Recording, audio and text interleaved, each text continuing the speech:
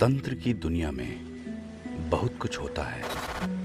आप सामान्य पूजा पाठ कर सकते हैं, देवी देवताओं की कृपा पा सकते हैं, कोई दिक्कत नहीं है। पर जब बात आती है कुछ अलग हटके करने की, कुछ विशिष्ट करने की, जब बात हो प्रत्यक्षीकरण करने की,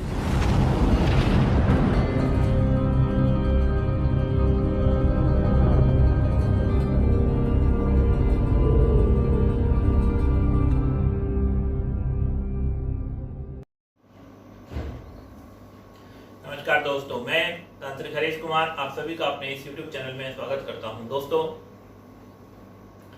हमने अप्सराओं की बहुत सारी साधनाएं दी हैं और भी कई यूट्यूबर्स हैं जिन्होंने अपनी अपनी जगह पे अपने अपने क्षेत्रों में साधनाएं दे रखी हैं अप्सराओं की।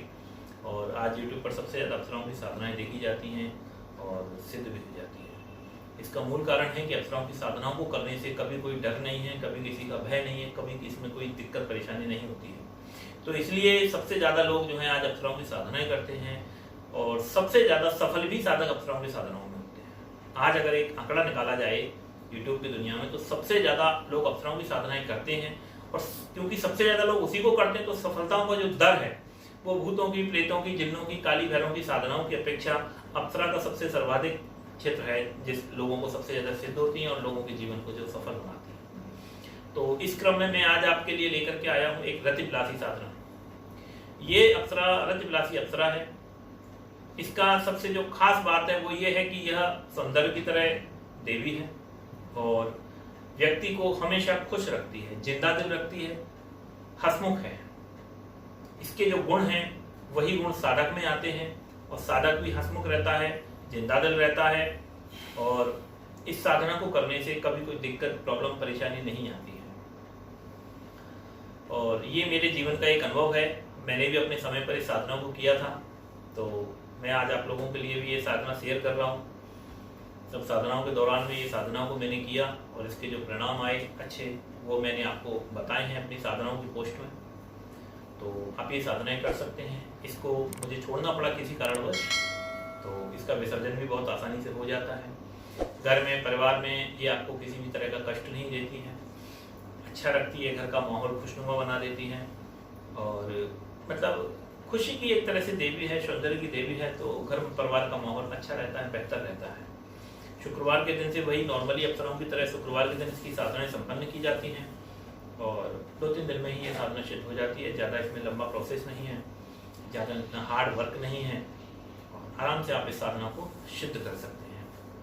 होने के लिए 1 दिन में भी ये साधना सिद्ध हो जाती है। अगर आपको इसके अनुभव होते हैं तो आप इसे 2 दिन, 3 दिन तक इसका अनुष्ठान आप कर सकते हैं, या 3 दिन तक भी मान लीजिए। अगर आपको अनुभव हो रहे हैं और अगर शक्ति प्रत्यक्ष नहीं हो रही है तो आप इस अनुष्ठान को और थोड़ा लंबा 5 दिन, 7 दिन तक आराम से आप कर सकते हैं। अगर आपको अनुभव हो रहे हैं किसी भी साधना में तो आप उस साधना को आप लॉन्ग टाइम तक करते रहिए, जब तक कि अनुभव या तो पूरी तरह से बंद नहीं हो जाते या शक्ति पूर्ण रूप से प्रत्यक्ष नहीं हो जाती।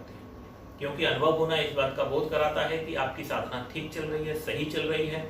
उस वक्त में आपको अपने जोश को, अपने मंत्र शक्ति को, अपनी श्रद्धा को, अपने विश्वास को बढ़ा देना है, उच्च कोटि पे लेके जाना है अपने आप को। तो इसके लिए आपको लगातार और सिर्फ लगातार प्रयास करने हैं, साधनाएं करनी है। 1 साधनाएं, 2 साधनाएं यदि सफल नहीं हो रही हैं तो आपको निराश नहीं होना है। साधनाओं पे साधनाएं करते रहना है, दैवीय साधनाएं करना है, मांत्रिक साधनाएं करना है और विभिन्न प्रकार की आप साधनाएं कर सकते हैं। तो रतिविलासी अप्सरा की साधना है। इस साधना को आप लोग संपन्न कर सकते हैं। इसमें कोई डर नहीं है, कोई भय नहीं है और अच्छा इसका रिजल्ट है। मेरा अपना अनुभव है जीवन का, यह साधना मेरी खुद की हुई है, तो इसलिए मैं ये कहता हूँ कि आप लोग इसे एक बार अवश्य ट्राई कीजिए। ये ज़्यादातर सफल हो जाती है।